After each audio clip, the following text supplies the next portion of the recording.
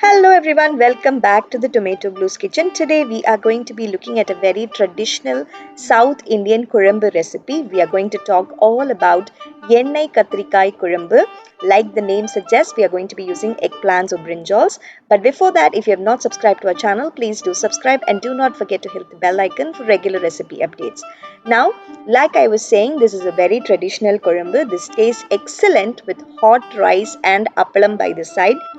Tender brinjals, freshly ground masala, and the tang from the tamarind is like a perfect amalgamation of flavors and textures. So, I strongly suggest that you all try this korambu as soon as possible. Now, come on, let's get started making our Ennai Kathirikai Kulambu. I am going to be using 15 brinjals, which are tender today. Along with that, I have soaked 20 grams of tamarind in 1.75 cups of warm water, that's approximately 300 mils of water, for about 20 minutes. Now I'm going to squeeze the tamarind along with the water very well, and I'm going to discard the strings and the fiber, and this is going to be our tamarind extract, or like we call it in Tamil, our puli thanni. This is what we are going to be using to make our kulambu today. So like you're seeing in the video, make sure that you take out the tamarind, squeeze it well, smash it well using your fingers and your palms, and discard the fiber and strings and set it aside. Now the next step in making our Ennai Kathirikai Kulambu is going to be our masala, or the fresh spice powder. I'm going to be roasting the necessary spices in a cast iron pan. I'm adding 1 tablespoon of sesame oil. I've used cold pressed sesame oil over here, and my cast iron pan is already heated up. So 1 tablespoon over there. And now let's begin adding our necessary ingredients for our Ennai Kathirikai powder one by one. To begin with, I'm going to be adding all the dals because they take more time to roast. I'm taking 1.5 teaspoons of chana dal here today. Now please make sure that your flame is on lowest setting possible to avoid burning. Let us add 2 teaspoons of urad dal. I've taken white broken urad dal here today. You can also use whole white urad dal. Along with this, I'm adding 3 teaspoons of coriander seeds.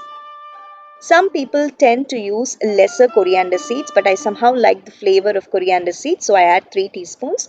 Now I'm adding half a teaspoon of fenugreek seeds, which is methi or vendayam. Now 2 Kashmiri chilies, which is being torn. This is for the nice vibrant red color. And along with this, we are going to be adding 3 dry round red chilies. You can even use the long dry red chilies. Adjust the spice requirements as per your spice tolerance level.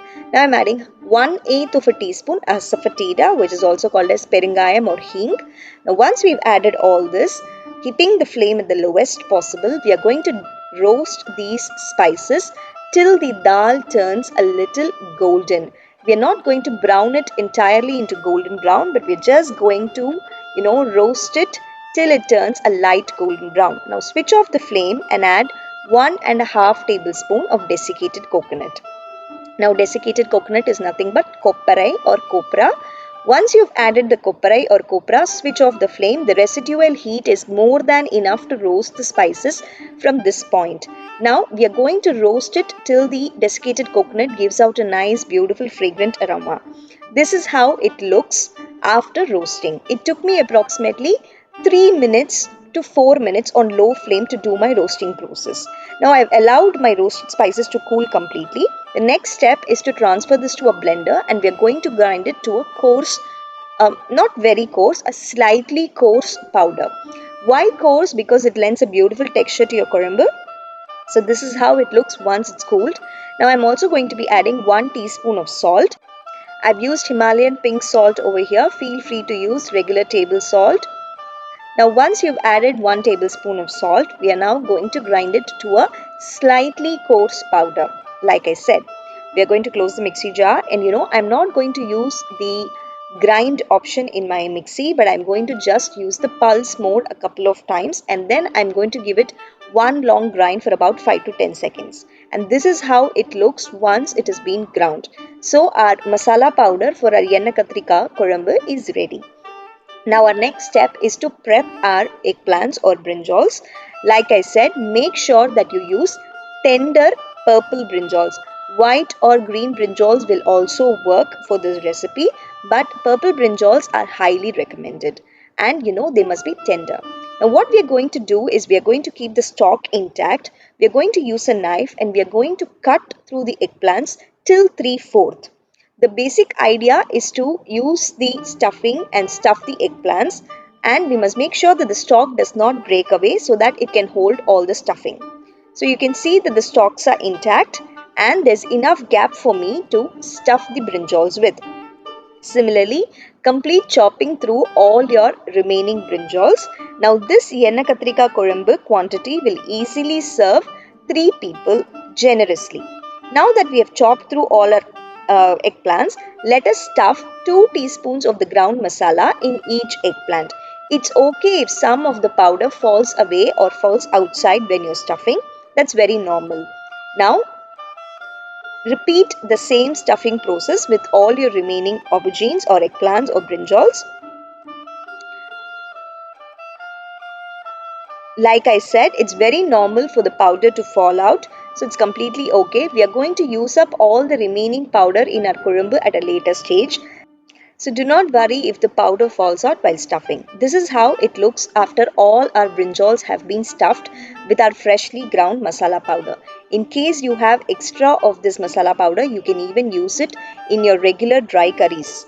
Now that our brinjals are stuffed, we are going to get started making our Ennai Kathirikai Kulambu. I have taken a thick bottomed deep stainless steel pan to which I am adding 60 ml of sesame oil, which is about 4 tablespoons. I am using cold pressed sesame oil over here, and only sesame oil is recommended for this particular recipe. Please do not use vegetable oil. This flavor simply does not match up. Now to this, once the oil has heated up, let us add half a teaspoon of mustard seeds and half a teaspoon of fenugreek seeds. Like I said, please keep the flame always at the lowest setting whenever you're doing a tempering. Now once we've added the fenugreek and the mustard seeds, let us add all our stuffed eggplants, keeping the flame again at low. So when you're choosing a pan, choose a wide enough pan which can hold all your eggplants without any overlaps. This will make sure that the eggplants are cooked completely and evenly. Now I've kept the flame on low and I'm going to cook till the eggplants develop some blisters on their surface. So to avoid the eggplants from breaking, I'm going to be using a pair of tongs to turn them once in a while and cook them till, like I said, they develop blisters. Now this is the perfect stage. This took me about 4 to 5 minutes on low flame. Now once you have achieved this stage, let us add our tamarind water. We are going to be adding, like I said, 300 ml of tamarind water. I'm going to use my strainer ladle or straining ladle to get rid of all the remaining fiber from the tamarind extract. And that's it. We have added all our tamarind extract. Now this tamarind extract is going to be the gravy in our kulambu. So now we are going to be simmering this after we add salt and jaggery till the raw smell of the tamarind goes away. This approximately takes 6 to 7 minutes on low flame. I'm adding some salt to taste because we've not added any salt to our tamarind extract. I'm cranking up the flame a little bit and I'm going to use a ladle and gently give it a mix, making sure that I do not break the eggplants in the process. If you're not very comfortable doing it with a ladle like how I am using, use a dosa turner. Now I'm using 1 heaped teaspoon of jaggery. This jaggery addition will help to round up the flavors in your kulambu and balance the tang, the spice, the salt very beautifully. So do not skip adding jaggery. At this point, I am adding the remaining spice powders. You can see that the tamarind extract has started to boil now and the raw smell of the tamarind is almost gone away. Now give it a good mix once you've added all the remaining spice powders. You can also see that the kulambu is a little watery at this point. So what we are going to do the next stage is we are going to cook our kulambu closed for about 5 minutes. By doing this, not only will the kulambu thicken, but you can also see that the eggplants will further get cooked in the tamarind and they'll have a beautiful flavor. So now, like I said, we're going to cover it and we're going to cook it on medium flame for about 5 to 7 minutes till the eggplants become tender. Make sure that you open the lid once in a while and just keep, giving it a good mix to prevent burning of the eggplants or sticking of the eggplants to the bottom. Now open, and like I said, mix gently. You can also see that the korambu has thickened considerably. Do not worry if your korambu looks watery. This korambu thickens over a period of time. But again, please do not be tempted to add more water like I mentioned. Now you can also see that the oil has begun to separate and float up to the surface. This is the exact time when we have to switch off the flame because our Ennai Kathirikai Kulambu is ready. For any korambu, when the oil starts to separate and float to the surface, that is the correct consistency to switch it off. Now I'm going to be adding 10 to 12 curry leaves for a beautiful flavor. And that's it, my friends. Our beautiful Ennai Kathirikai Kulambu is ready to be served with hot rice and appalam. In case you like this video, please do not forget to hit the like button, leave a comment and share it with your friends and family. For more recipes, please visit tomatoblues.com. Thank you so much for watching, my dear friends. We'll be back again with another video very soon. Till then, take care. Bye-bye.